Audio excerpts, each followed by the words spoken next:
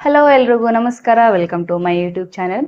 ನೋಡಿ, ಕರ್ನಾಟಕ ಪೊಲೀಸ್ ಇಲಾಖೆಯಿಂದ ಸಶಸ್ತ್ರ ಪೊಲೀಸ್ ಕಾನ್ಸ್ಟೇಬಲ್ ಅಲ್ಲಿ CAR ಮತ್ತು DAR ಹುದ್ದೆಗಳಿಗೆ ಸಂಬಂಧಿಸಿದಂತೆ ಇಲ್ಲಿ ಅರ್ಹ ಅಭ್ಯರ್ಥಿಗಳನ್ನು ಇವರು ಆನ್ಲೈನ್ ಮುಖಾಂತರ ಅರ್ಜಿಗಳನ್ನು ಆಹ್ವಾನಿಸಿದ್ದಾರೆ. ನಾವು ಈ ಒಂದು ವಿಡಿಯೋದಲ್ಲಿ ಈ ಒಂದು ರಿಕ್ವೈರ್ಮೆಂಟ್ ಸಂಬಂಧಪಟ್ಟಂತೆ ಕಂಪ್ಲೀಟ್ ಮಾಹಿತಿನ ನೋಡ್ತಾ ಹೋಗೋಣ. ಬಟ್ ಇದುವರೆಗೂ ನೀವು ನಮ್ಮ ಯೂಟ್ಯೂಬ್ ಚಾನಲ್ ಸಬ್ಸ್ಕ್ರೈಬ್ ಮಾಡದೇ ನೋಡ್ತಾ ಇದ್ರ ಅಂತಂದ್ರೆ ದಯವಿಟ್ಟು ಈಗಲೇ ಸಬ್ಸ್ಕ್ರೈಬ್ ಮಾಡ್ಕೊಳ್ಳಿ. ನೋಡಿ, ಕರ್ನಾಟಕ ರಾಜ್ಯ ಪೊಲೀಸ್ ಇಲಾಖೆಯಲ್ಲಿ ಕಲ್ಯಾಣ ಕರ್ನಾಟಕದಲ್ಲಿ ಎಷ್ಟು ವೇಕೆನ್ಸಿನ ಕನ್ಫರ್ಮ್ ಮಾಡಿದ್ರೆ ಅಂತ ನೋಡ್ತಾ ಹೋಗೋದಾದ್ರೆ, ಇಲ್ಲಿ ಸಶಸ್ತ್ರ ಪೊಲೀಸ್ ಕಾನ್ಸ್ಟೇಬಲ್ CAR ಮತ್ತು DAR ಹುದ್ದೆಗೆ ಸಂಬಂಧಿಸಿದಂತೆ 179 ಹುದ್ದೆಗಳನ್ನು ಇವರು ಕನ್ಫರ್ಮ್ ಮಾಡಿದ್ದಾರೆ. ನಂತರ ಸಶಸ್ತ್ರ ಪೊಲೀಸ್ ಕಾನ್ಸ್ಟೇಬಲ್ CAR ಮತ್ತು DAR ಹುದ್ದೆಗೆ ಸಂಬಂಧಿಸಿದಂತೆ ಮಿಕ್ಕುಳಿದ ವೃಂದದಲ್ಲಿ 1421 ಹುದ್ದೆಗಳನ್ನು ಕನ್ಫರ್ಮ್ ಮಾಡಿದ್ದು, ಇವರು ಪುರುಷ ಅಭ್ಯರ್ಥಿಗಳಲ್ಲಿ ಮಾತ್ರ ವೇಕೆನ್ಸಿನ ಕನ್ಫರ್ಮ್ ಮಾಡಿದ್ದಾರೆ. ಇವರೊಂದು ವೇತನ ಶ್ರೇಣಿ ಬಂದು ತಿಂಗಳಿಗೆ 37,500 ರಿಂದ 76,100 ತನಕ ವೇತನ ಶ್ರೇಣಿ ಇರುತ್ತೆ. ಓಕೆ, ನಂತರ ವಿದ್ಯಾರ್ಥಿನ ನೋಡ್ತಾ ಹೋಗೋದಾದ್ರೆ ನೀವು PUC ಅಥವಾ ತತ್ಸಮಾನ ವಿದ್ಯಾರ್ಥಿನ ಹೊಂದಿರಬೇಕಾಗುತ್ತೆ. ನಂತರ ವಯೋಮಿತಿ ನೋಡೋದಾದ್ರೆ ಕನಿಷ್ಠ ಅಂದ್ರೆ 18 ವರ್ಷ ಆಗಿರಬೇಕು. ನಂತರ ಗರಿಷ್ಠ ವಯೋಮಿತಿ ನೋಡೋದಾದ್ರೆ ಸಾಮಾನ್ಯ ಅರ್ಹತೆ ಅಭ್ಯರ್ಥಿಗಳಿಗೆ 33 ವರ್ಷಗಳು ಮೀರಿರಬಾರ್ದು. ಪರಿಶಿಷ್ಟ ಜಾತಿ, ಪರಿಶಿಷ್ಟ ಪಂಗಡ, ಪ್ರವರ್ಗ 1 ಮತ್ತು ಪ್ರವರ್ಗ 2A, 2B, 3A, 3B ಅಭ್ಯರ್ಥಿಗಳಿಗೆ ಗರಿಷ್ಠ 35 ವರ್ಷಗಳು ಮೀರಿರಬಾರ್ದು. ನಂತರ ಕರ್ನಾಟಕದ ಅರಣ್ಯ ಪ್ರದೇಶಗಳಲ್ಲಿ ವಾಸಿಸುತ್ತಿರುವಂತಹ ಬುಡಕಟ್ಟು ಅಭ್ಯರ್ಥಿಗಳಿಗೆ 38 ವರ್ಷಗಳು ಮೀರಿರಬಾರ್ದು. ಇದಕ್ಕೆ ಅಪ್ಲಿಕೇಶನ್ ಹಾಕಬೇಕು ಅಂತಂದ್ರೆ ಇವರೊಂದು ಅಫಿಷಿಯಲ್ ವೆಬ್ಸೈಟ್ ಆದಂತಹ cetonline.karnataka.government.in ಅಥವಾ KEA ಈ ಒಂದು ವೆಬ್ಸೈಟ್ಗೆ ಹೋಗಿ ನೀವು ಆನ್ಲೈನ್ ಮುಖಾಂತರ ಅಪ್ಲಿಕೇಶನ್ ಹಾಕಬೇಕಾಗುತ್ತೆ.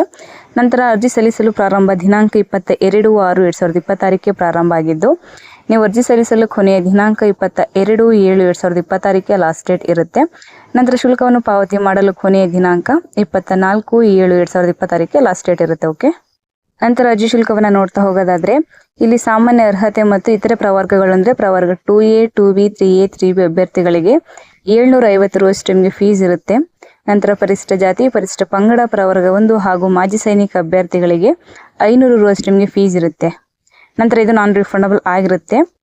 ಇಲ್ಲಿ ಇವರು ನಿಮಗೆ ಆಫ್ಲೈನ್ ಮೂಲಕ OMR ಟೈಪ್ ಅಲ್ಲಿ ನಿಮಗೆ ಲಿಖಿತ ಪರೀಕ್ಷೆ ಮೂಲಕ ಇವರು ನಿಮ್ಮನ್ನ ಆಯ್ಕೆನ ಮಾಡ್ಕೋತಾರೆ. ನಂತರ ಲಿಖಿತ ಪರೀಕ್ಷೆಗೆ ಸಂಬಂಧಿಸಿದಂತೆ ಪ್ರಶ್ನೆ ಪತ್ರಿಕೆ ಹಾಗೂ ಪಠ್ಯಕ್ರಮವನ್ನು ನೋಡ್ತಾ ಹೋಗೋದಾದ್ರೆ ಇಲ್ಲಿ ಸಬ್ಜೆಕ್ಟ್ ಅಲ್ಲಿ ಬಂದು ನಿಮಗೆ ಸಾಮಾನ್ಯ ಜ್ಞಾನ, ವಿಜ್ಞಾನ, ಭೂಗೋಳಶಾಸ್ತ್ರ, ಇತಿಹಾಸ, ಭಾರತದ ಸಂವಿಧಾನ, ರಾಷ್ಟ್ರೀಯ ಸ್ವಾತಂತ್ರ್ಯ ಚಳವಳಿ, ಮಾನಸಿಕ ಸಾಮರ್ಥ್ಯ ಮತ್ತು ನೈತಿಕ ಶಿಕ್ಷಣ ಒಳಗೊಂಡ ಸಾಮಾನ್ಯ ಅಧ್ಯಯನ ವಿಷಯಗಳಿಗೆ ಸಂಬಂಧಿಸಿದಂತೆ ನಿಮಗೆ 100 ಪ್ರಶ್ನೆಗಳನ್ನು ಒಳಗೊಂಡಿರುತ್ತೆ. 100 ಅಂಕಗಳು ಇರುತ್ತೆ. ಓಕೆ, ಇದಕ್ಕೆ ನಿಮಗೆ 1.5 hour ಟೈಮ್ ಅಂದ್ರೆ 90 ನಿಮಿಷಗಳು ನಿಮಗೆ ಡ್ಯೂರೇಷನ್ ಇರುತ್ತೆ. ಈ ಒಂದು ಲಿಖಿತ ಪರೀಕ್ಷೆ ಬಂದು ನಿಮಗೆ 6/9/2026 ಸಮಯ ಬೆಳಿಗ್ಗೆ 10:30 ರಿಂದ ಮಧ್ಯಾಹ್ನ 12 ಗಂಟೆವರೆಗೆ ನಿಮಗೆ ಲಿಖಿತ ಪರೀಕ್ಷೆ ಎಕ್ಸಾಮ್ ಇರುತ್ತೆ ಅಂತ ತಿಳಿಸಿದ್ದಾರೆ. ನಂತರ ಕಡ್ಡಾಯ ಕನ್ನಡ ಎಕ್ಸಾಮ್ ಬಂದು ನಿಮಗೆ ನಂತರ ದಿನಗಳಲ್ಲಿ ಇವರು ತಿಳಿಸ್ತಾರೆ.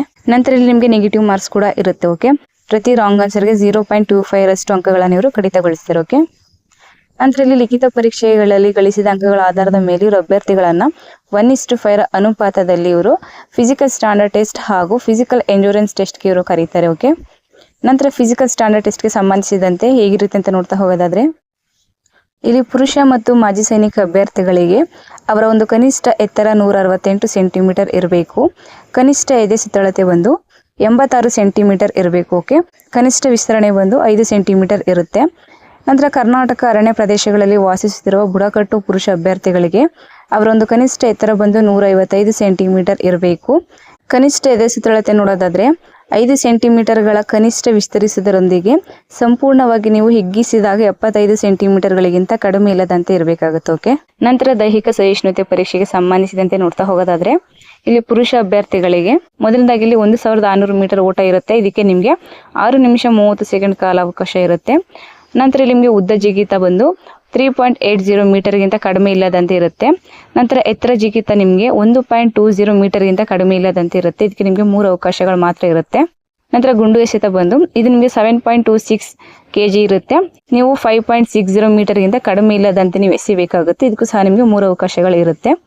ನಂತರ ಮಾಜಿ ಸೈನಿಕ ಅಭ್ಯರ್ಥಿಗಳಿಗೆ ನೋಡ್ತಾ ಹೋಗೋದಾದ್ರೆ ಇವರಿಗೆ 400 ಮೀಟರ್ ಓಟ ಇರುತ್ತೆ. ಇದಕ್ಕೆ ನಿಮ್ಗೆ 2 ನಿಮಿಷ ಕಾಲಾವಕಾಶ ಇರುತ್ತೆ.